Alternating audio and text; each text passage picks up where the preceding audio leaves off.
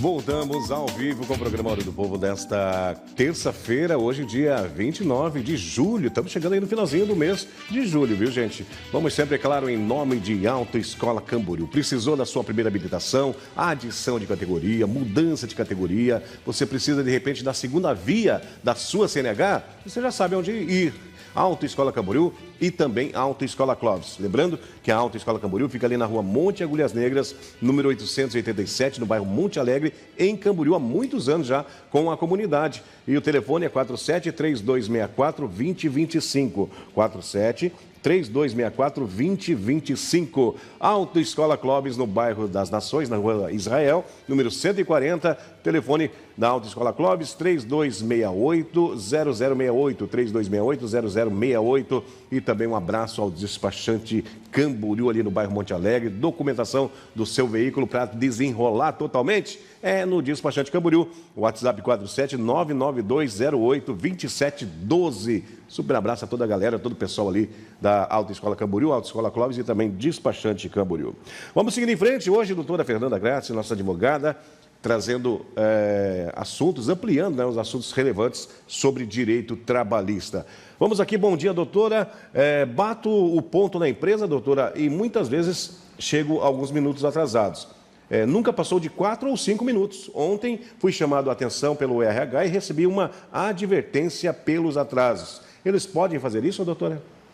A questão os atrasos, como que a lei estabelece? A lei trabalhista ela traz uma tolerância de 10 minutos diários, sendo possível você atrasar ou chegar atrasado 5 minutos, né, no início do seu expediente, ou iniciar 5 minutos antes, e a mesma coisa ao final do seu expediente. Então, 5 minutos antes do início do expediente, 5 minutos após o fim do expediente. Esses 5 minutos, eles não podem ser descontados, eles não podem ir para banco de horas, caso a empresa tenha, e também não conta como hora extra. O que isso significa? Essa tolerância que a lei traz, ela não pode gerar uma penalidade para o trabalhador.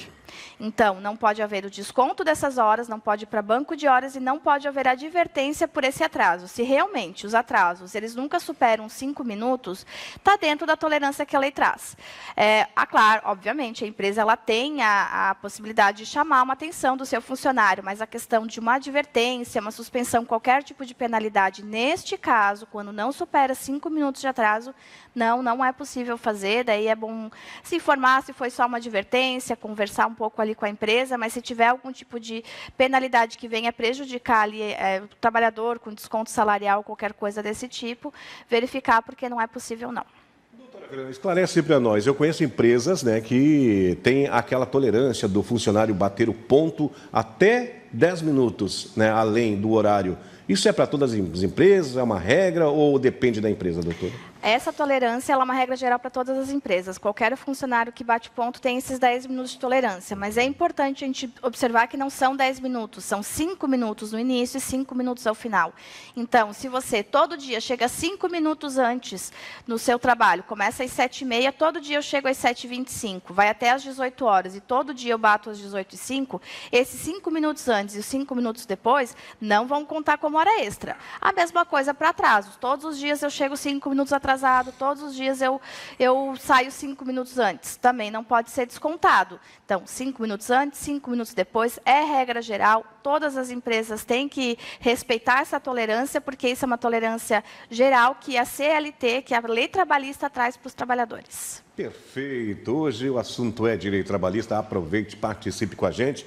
Vamos aqui porque tem mais perguntas. Bom dia, doutora. Trabalho 8 horas e 48 minutos todos os dias, doutora, de segunda a sexta. Minha esposa ganha hora extra sempre que passa das 8 horas por dia na empresa dela. Também eu tenho esse direito, doutora, porque eu nunca recebi hora extra. É importante a gente verificar o seguinte: o que a Constituição e a lei ela nos traz? A carga de trabalho diária ela é 8 horas. Superou isso, hora extra. Mas a gente não pode observar somente as 8 horas diárias. A gente tem que verificar dentro da semana. Dentro da semana, a carga máxima é de 44 horas semanais. Após essas 44 horas, nós temos as horas extras. Por quê? Porque isso vai levar em conta 8 horas diárias por 5 dias na semana e mais 4 horas num sábado. Muitas empresas que trabalham de segunda a sexta-feira, elas pegam essas 4 horas, elas diluem, né, de segunda a sexta-feira, o que gera essas 8 horas e 48 minutos. Então, se você somar 8 horas e 48 minutos nos 5 dias da semana que ele trabalha, vai dar 44 horas semanais. Ele não vai ter direito às horas extras. Se a esposa dele trabalha as 8 horas diárias, e o que passa disso, ela recebe hora extra, é importante a gente verificar que ele não falou nada, mas talvez ela trabalhe no sábado. Ela trabalhe 6 dias na semana. Então, quem faz a jornada 6x1 tem um horário diferente daquele que faz a jornada 5x2. 5 dias na semana, 2 dias de folga. É possível, sim, fazer 8 horas e 48 minutos sem pagamento de hora extra. Doutora, tem mais um ponto de interrogação nessa próxima pergunta do nosso telespectador. Bom dia, doutora. Em outubro, completo 1 ano de empresa e já combinei com a minha esposa para ir viajar em novembro, porque achei que iam ser as minhas férias. Quando fui perguntar no RH da minha empresa, falaram que ainda não acertaram, né, não viram quando vai ser as minhas férias. Agora fiquei assim, doutora, eu não consigo tirar as férias ou quem decide isso? As férias, elas são decididas pelo patrão, tá? Obviamente, pode haver uma conversa, haver um acordo, como fique melhor entre patrão e funcionário. Mas quem tem a palavra final sobre o período de concessão das férias, sempre vai ser o patrão.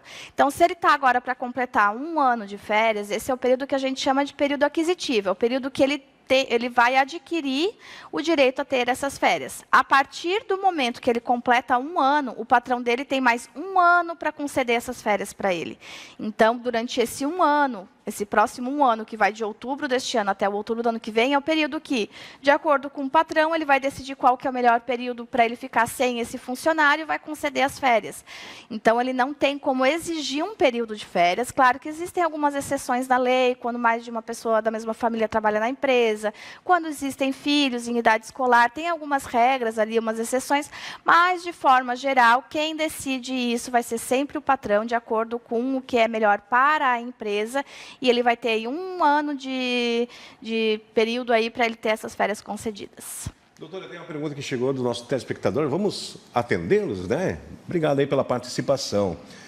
Bom dia, doutora. Eu estou trabalhando no mercado de auxiliar de limpeza e ainda estou na experiência. Já conversei com o meu gerente e não quero terminar o prazo. Eles estão obrigando e ainda a terminar o período de experiência aí do dia 30 de agosto. Eu falei para eles que não quero mais trabalhar, mas eles estão me obrigando. O que posso fazer, doutora? Não existe situação alguma em que um patrão vai poder obrigar um trabalhador a continuar trabalhando. Está errado, né? Claro, o que acontece? Se existe um contrato de experiência, primeiro de tudo, a gente tem que verificar qual que é o prazo que foi assinado nesse contrato, porque um contrato de experiência ele pode ter até 90 dias, que pode ser dividido em até 2 períodos. Então, pode ser 30 mais 30, 30 mais 60, 45 mais 45. Isso a empresa vai decidir como que vai ser a forma ao prazo do contrato de experiência. Então, a gente tem que verificar quando que se finaliza esse contrato de experiência dele. Outra coisa importante que tem que se verificar é se existe alguma cláusula ali que determina que para ambas as partes não vai ter direito de indenização. De forma geral, quando não tem essa cláusula, o que tem que se fazer? Quem dá causa à rescisão do contrato, ou seja, quem pede para rescindir o contrato, para acabar com o contrato de experiência, tem que pagar para a outra parte metade dos dias que faltam. Então, se ele disse que vai até o dia 30 de agosto, o período de experiência dele, temos aí mais 1 mês. Vamos considerar 30 dias de trabalho que ele teria que executar ainda.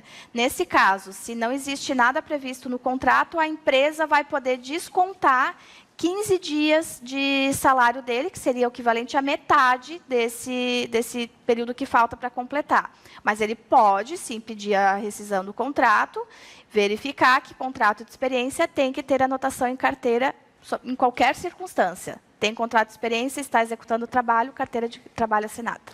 Muito bem, 11 horas e 1 minuto, nosso tempo corre rápido demais. Vou agradecendo aqui a presença da doutora Fernanda Kretz, hoje a nossa advogada de direito trabalhista, e aguardo numa outra ocasião. Um abraço também, doutora, a Fátima, lá de Joinville, sempre nos assiste, mandou aqui, inclusive o print, está assistindo a doutora e, é claro, nosso programa Hora do Povo. Doutora, obrigado por ter vindo.